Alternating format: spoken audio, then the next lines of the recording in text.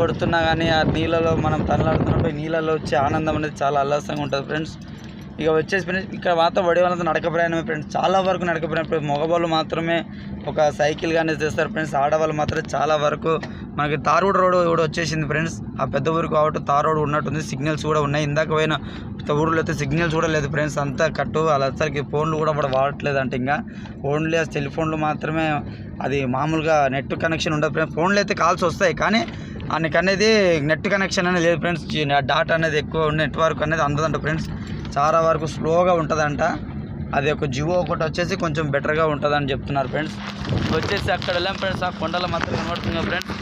ఆ కొండల మధ్యలో ఊరికి వెళ్ళాం ఫ్రెండ్స్. ఇంకా కొండల మధ్యలో నుంచి ఇంక ఇలా వచ్చేస్తాం ఫ్రెండ్స్. అక్కడి నుంచి ఫ్రెండ్స్ కాకపోతే చాలా చాలా అద్భుతంగా ఉంది ఫ్రెండ్స్. ఎలాగంటే చెప్పలేని ఆనందం ఫ్రెండ్స్. చుట్టుముట్టు కొండలు, చుట్టుముట్టు ఇక్కడ పక్కనేమో పొలాలు ఫ్రెండ్స్.